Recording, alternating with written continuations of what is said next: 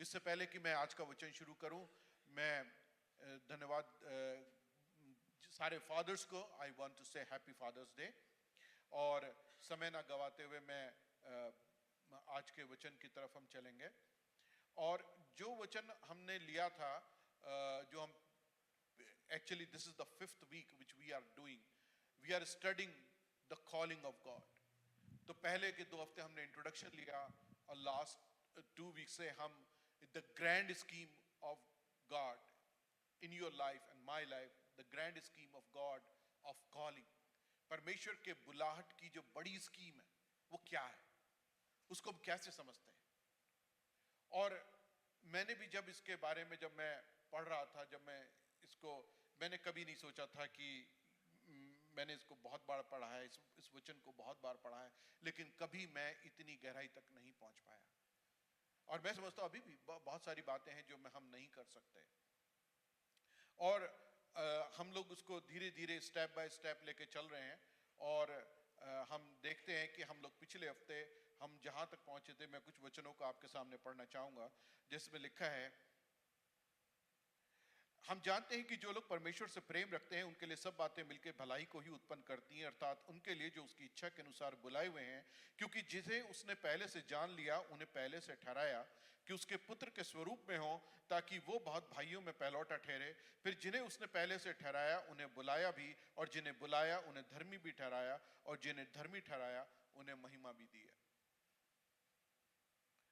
तो हम लोग ने जब लास्ट वीक जब हमने खत्म करा था, तो हमने ये बात करी थी कि जिन्हें उसने बुलाया है उन्हें उसने धर्मी भी ठहराया है।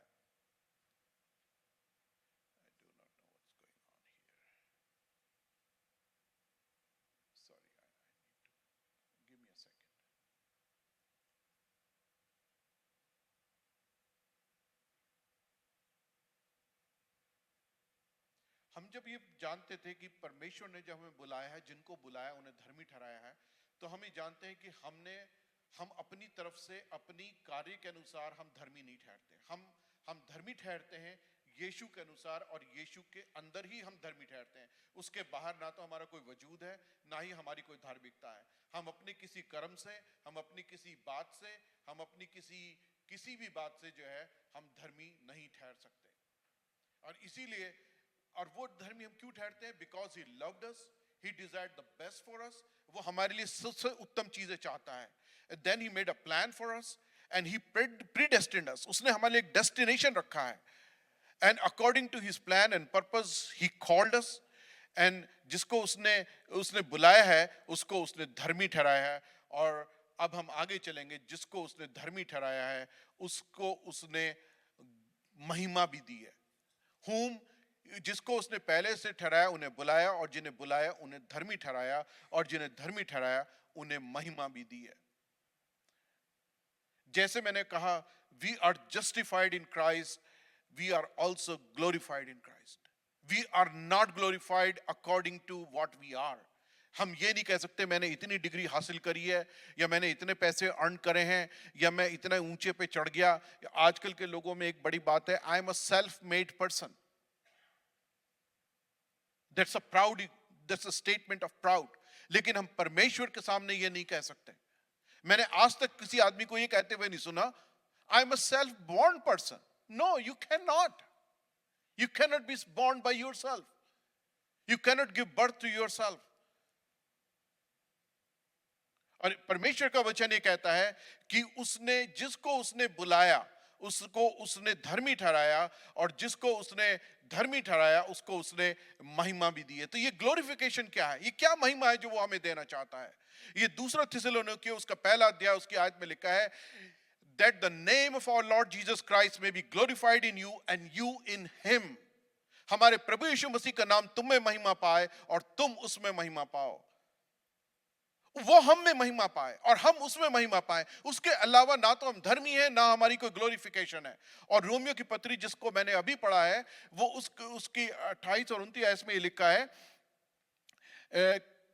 उसको उसने पहले से जान लिया कि उसके पुत्र के स्वरूप में हो, उसके पुत्र के स्वरूप में हो, ताकि वो बहुत भाइयों में पहलौठा ठहरे, that he might be the first born. English में फर्स्ट बॉर्न है, और हम अभी कुछ महीने पहले चले जाए, पास्टर प्रकाश ने इतनी अच्छी तरह से उसको एक्सप्लेन करा था. The first born does not mean born. The first born means that he is the preeminent. The relationship which he has is beyond compare. We don't have those words in our vocabulary. He is the preeminent in everything. कि वो हम एक महिमा पाए और हम उसके द्वारा उसमें महिमा पाए, ताकि वो हर बात में preeminent ठहरे. And when you accept Jesus Christ, you are considered righteous, because यीशु मसीह की धार्मिकता जो है हमें ट्रांसफर होती है, क्योंकि उसने हमारे पापों को अपने ऊपर ले लिया, वो हमारे लिए पाप बना, लेकिन वो अपनी धार्मिकता को हमें ट्रांसफर करता है और हम उसके अंदर धर्मी ठहराए जाते हैं. And then when you obey the voice of the Holy Spirit, जो हम अभी गाना गा रहे थे, थैंक यू ब्रदर बीजो, कि जो आपने गाना गाया, ले चल पवित्र आत्मा आ और हमें ले चल. जब आप पवित्र आत्मा की आवाज को सुनते हैं, and you follow and you go day by day, वो हमें काटता है, छाटता है. मैं इसको सोच रहा था कि जैसे एक असेंबलिंग लाइन होती है, डेली हम जब प्रार्थना में जाते हैं, डेली जब हम वचन में जाते हैं, परमेश्वर हमारे अंदर से कुछ डिफेक्टिव पार्ट्स को निकाल देता है, कुछ नए पार्ट्स को डाल देता है. He transforms us, he sanctifies us, जिसको हम कहते हैं being sanctified. And day after day, months after months, year after year, हम यीशु मसीह के स्वरूप में ढलते जाते हैं. लेकिन when we complete this journey, then this process is complete. आप उस प्रोसेस को कंप्लीट करके हम परमेश्वर के उस स्वरूप में ढलते हैं. वी आर कम फुल्ली, जो हम यीशु मसीह के इमेज में हम फिर पूरे होते हैं. And this is our final destination. This is the predestination God has kept for us, and this is our glorification. पौलुस रोमियो की पत्री पहला कुरिन्थियों के 13वें अध्याय में लिखता है कि अभी हमें दर्पण में धुंधला सा दिखाई देता है, परंतु उस समय उसको जानेंगे, उसको आमने सामने देखेंगे. इस समय मेरा ज्ञान अधूरा है, परंतु उस समय ऐसी रीति से पहचानूंगा जैसे मैं पहचाना गया हूं. For now I see in a mirror dimly, then I will see him face to face. Now I know in part, but then I shall know just as I am also known. अभी हमारी सारे वचन, जितना भी हमारा revelation है, ये धुंधला है, इसमें से कुछ भी परफेक्ट नहीं है. और एक और चीज है जो परमेश्वर के अंदर में ग्लोरिफिकेशन मिलती है, वो इफिसियों की पत्री उसका पहला अध्याय उसकी 22-23 आयत में इस तरह से लिखा है कि सब कुछ उसके पांवों के तले कर दिया और उसको सब वस्तुओं पर शिरोमणि ठहरा के कलीसिया को दे दिया. He put all things under his feet. He's talking about Jesus, and gave him to be the head over all things to the church, which is the body and the fullness of him who fills all in all. Jesus को हमारी जरूरत नहीं है. He already is preeminent. He already is God. He already created everything. He doesn't need us. But that is his grace, his love, that when he put everything under his feet, he gave him as a head to the body of Christ. परमेश्वर ने उसे कलीसिया का sir बना के जो है वो बिठा दिया.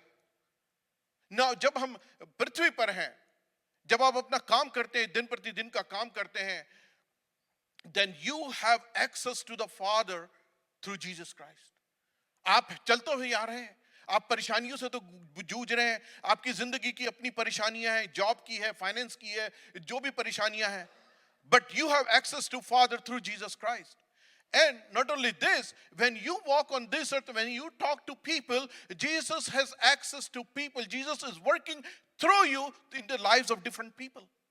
परमेश्वर आपके द्वारा दूसरे की जिंदगी में कार्य कर रहा है. He is touching the life of others. He is reaching to the people जिनको वो पहचानना चाहता है, जिनको वो बचाना चाहता है. और एक और बात है, we have access and authority to use the name of Jesus.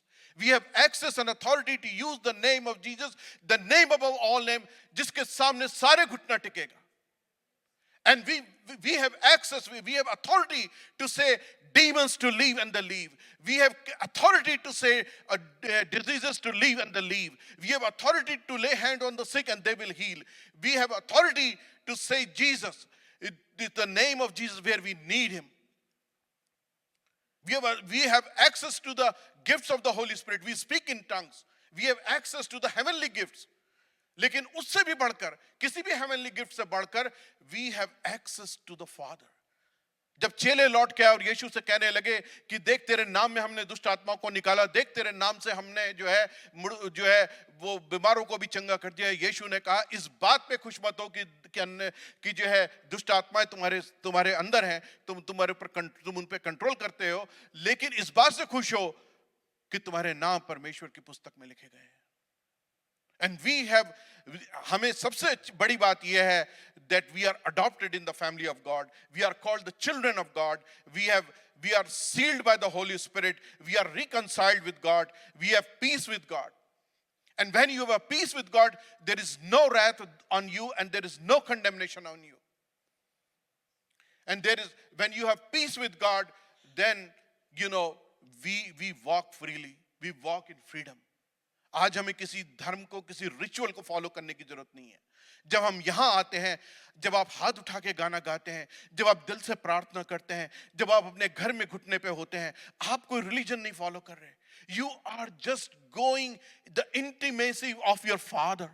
जो पिता परमेश्वर की आप उपस्थिति में जाते हैं और वो अपनी बाहों में आपको ले लेता है। And this is the experience. ये एक एक्सपीरियंस है जिसको कोई नहीं जानता। ये रिचुअल नहीं है। और आगे चल के वचन कहता है दिस इज द मिस्ट्री जिसको बहुत सालों से छुपा हुआ था और परमेश्वर ने उसको प्रकट करा है। कोलोसियों की किताब उसके पहले अध्याय में लिखा है, अर्थात उस भेद को जो समय और पीढ़ियों से गुप्त रहा परंतु अब उसने उन पवित्र लोगों पर प्रकट करा है। The mystery which has been hidden from ages and from generation but now has been revealed to the saints. परमेश्वर के वचन की कितनी गहराई है। Let me recap. God loved us before the time began. God desired to adopt us in his family through Jesus Christ. And it pleased him for his own good pleasure. Then he planned for our salvation. And he foreknew us in Jesus Christ. Whom he foreknew, he predestined. He set a destination for us. Whom he predestined, he chose in Christ. Whom he chose, he called. Whom he called, he justified and sanctified. And whom he justified, he glorified also. Now coming to the next point. And he is working continuously. He is working continuously in our lives. Even before we were born. हमारे माता पिता कहाँ मिलेंगे, किससे शादी करेंगे, उनके हमारे दादा परदादा किससे मिलेंगे, कहाँ शादी करेंगे, उनकी जिंदगी में क्या होगा। He is like एक आपने देखा होगा जब एक स्त्री जो है वो स्वेटर बुनती है तो उसके दिमाग में इमेज होता है and she is वो एक जो है जो तागे होते हैं, जो ऊन होता है वो उसको बुन रही होती है and you do not know what's going on but that is in her mind. The same thing, God is knitting the situations of our lives. वो हमारी लाइफ्स में काम कर रहा है, वो हमारी लाइफ में कंटिन्यूस काम कर रहा है. He is working through circumstances, he is working through people, he is working through pastors, he is working through church and the choir, he is working through the opening and closing of doors, he is changing the governments and he is changing the circumstances, he is working in everything and he is working for good. और इसीलिए जो है ये Romeo के पत्र उसका 8वें अध्याय में लिखा है कि हम जानते हैं कि जो लोग परमेश्वर से प्रेम करते हैं उनके लिए सब बातें मिलकर भलाई उत्पन्न करती है, because he is working behind the scenes. और वो अपनी इच्छा के अनुसार कार्य करता है, वो हमारे अनुसार काम नहीं करता, वो अपनी इच्छा के अनुसार कार्य करता है. फिलिपियों में लिखा है, फिलिपियों 2:13 में, God who works in you, जो परमेश्वर तुम्हारे अंदर कार्य करता है.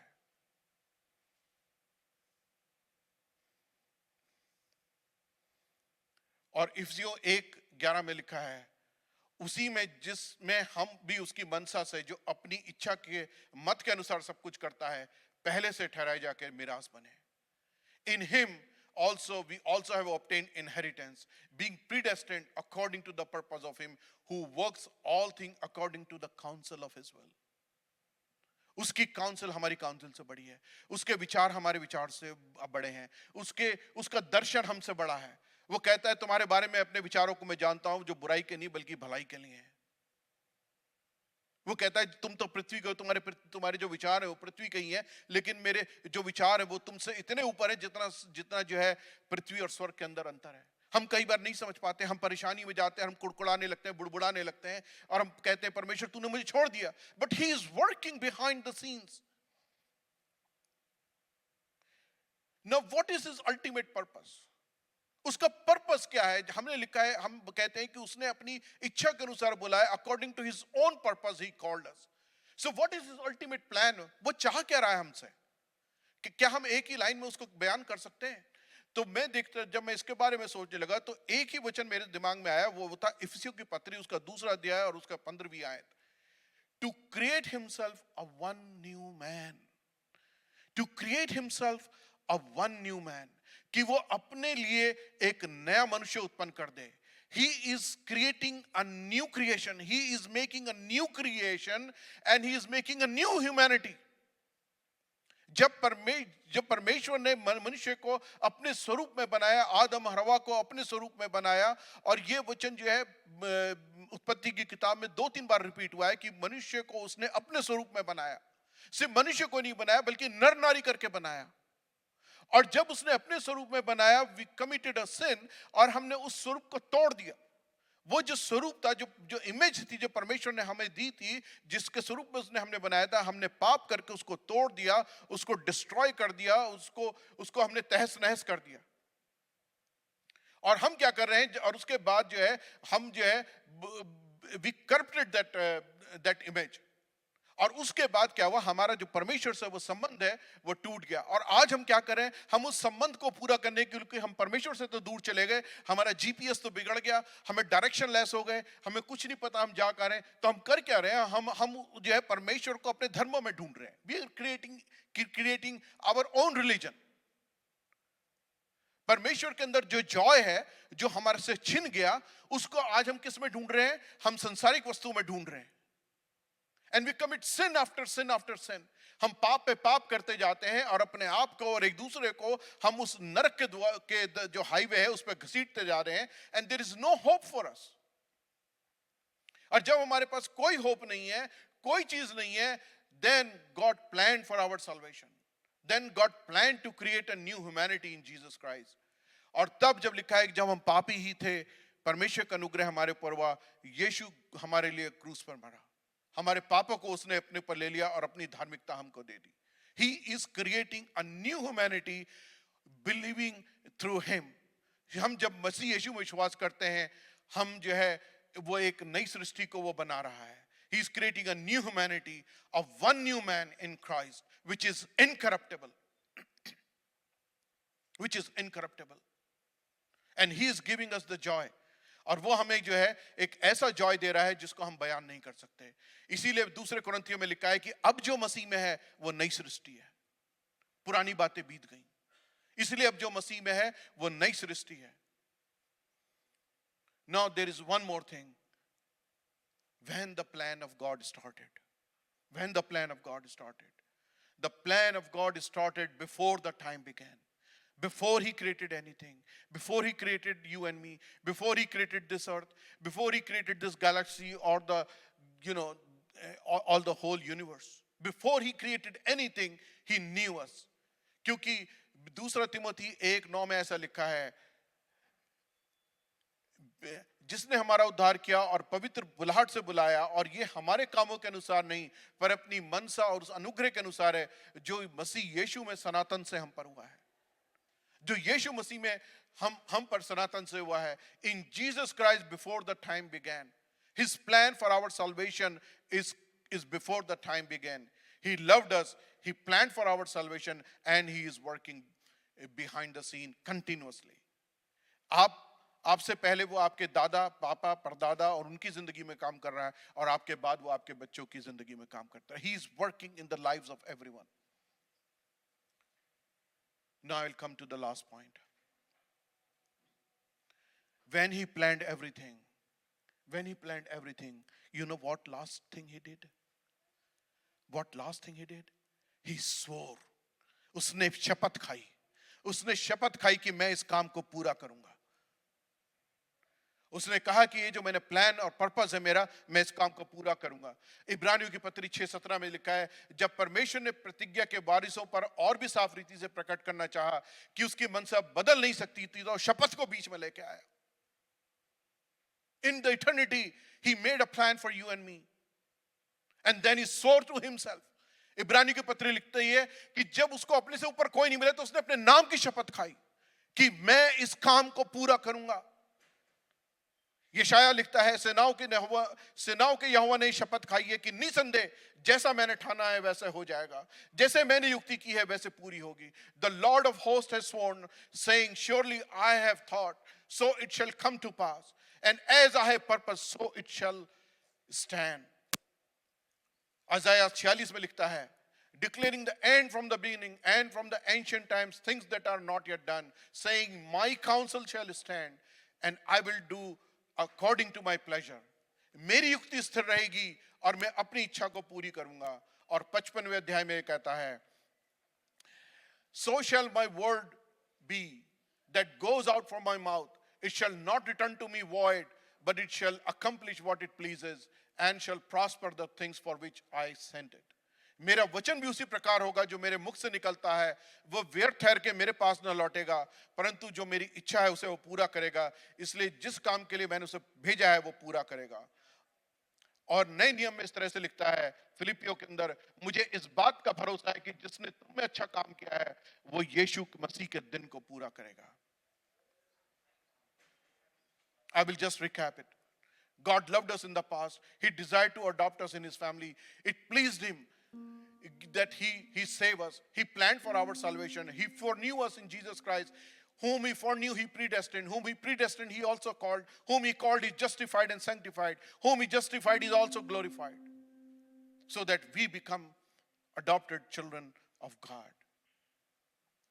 इसीलिए जिस वचन के द्वारा मैंने इस सीरीज को शुरू करा था, दूसरा थिस्सलुनीके उसमें लिखता है, इसीलिए हम सदा तुम्हारे निमित्त प्रार्थना करते हैं कि हमारा परमेश्वर तुम्हें इस बुलाहट के योग्य समझे और भलाई की हर एक इच्छा और विश्वास के हर एक काम को सामर्थ के साथ पूरा करे।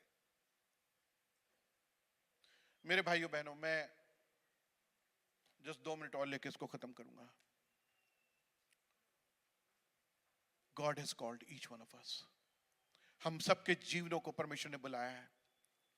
The invitation card is sent to each one of us. ये उसने हम सबको वो इनविटेशन कार्ड भेजा है। उसने कहा आओ मेमने के ब्याह में शरीक हो। क्वेश्चन ये है कि आप आएंगे। ये उस तरह से आप समझिए कि जैसे आपको जब आप यूएसए में आए थे, आप तो किसी को नहीं जानते थे, लेकिन जब आप यूएसए में आए थे और आप नौकरी ढूंढ रहे थे, उस समय आपको एक इनविटेशन लेटर मिले that you are invited as a chief guest in some of the party of the president. और आप कहते हैं कि भाई मुझे तो यहाँ के बारे में कुछ नहीं है, कुछ नहीं पता। तो वो कहता है कि नहीं, मैं एक सहायक को भेजूंगा जो आपको सब बातें सिखाएगा। आप कहते हैं मेरे पास तो कपड़े भी नहीं है, वो कहता है नहीं, मैं तुम्हें अपने कपड़े भी भेजूंगा। आप कहते हैं मेरे पास जाने का साधन नहीं है, कहते हैं मैं आपके लिए टिकट भी भेजूंगा, गाड़ी भी भेजूंगा। Now you have everything. ना मैं अब आपसे पूछने चाहता हूं कि परमेश्वर का इतना बड़ा प्लान ऑफ सल्वेशन आपके लिए इस जिंदगी में और आने वाली जिंदगी में है, और वो हम देखते आ रहे हैं कि किस तरह परमेश्वर हमारी जिंदगियों में कार्य कर रहा है। मैं आपसे पूछना चाहता हूं, आपके पास क्या एक्सक्यूज है उसके उस वचन को, एक्सक्यूज मी, आपके पास क्या एक्सक्यूज है उसको मना करने के लिए? क्या एक्सक्यूज है कि हमने शादी करी है, हमें अभी बच्चे पैदा करे हैं, हमने अभी जॉब ढूंढनी है, हमें अभी ये करना है, हमें अभी वो करना है? या आप परमेश्वर के उस वचन में उस इनविटेशन को एक्सेप्ट करना चाहते हैं और उसके राज्य में दाखिल करना चाहते हैं? There is a grand scheme for God, for you and me and for everyone. My question is, are you accepting it or are you rejecting it? आइए हम प्रार्थना करें। हे हमारे पवित्र पवित्र पिता परमेश्वर, तेरा धन्यवाद करते हैं तेरे इस वचन के लिए प्रभु जो अत्यंत सामर्थी है। प्रभु तुझसे विनती करते हैं कि इस वचन पे तेरी आशीष हो। प्रभु हर एक सुनने वाले को आशीष दे, और प्रभु होने दे तेरा वचन खाली ना जाए जैसे तूने कहा है, और प्रभु वो 100 गुना 70 गुना फल लाए। हर एक व्यक्ति को प्रभु तो आशीष दे, इन बच्चों को आशीष दे, हमारे बाद प्रभु जी इस इंग्लिश और मलयालम कलीसिया को आशीष दे। प्रभु इस चर्च को तू भर दे प्रभु, अन्य जातियों से भर दे प्रभु। प्रभु तू हिंदू से, मुसलमानों से, गुजरातियों से, बंगालियों से, नेपालियों से भर दे प्रभु, और हमको उन तक ले जा ताकि तेरे वचन प्रभु को हम फैलाने वाले बन सके। हर एक की जरूरतों को पूरा कर, इस कलीसिया को आशीषित कर, प्रभु यीशु के नाम से मांगते हैं, आमीन। परमेश्वर आप सबको आशीषित कर।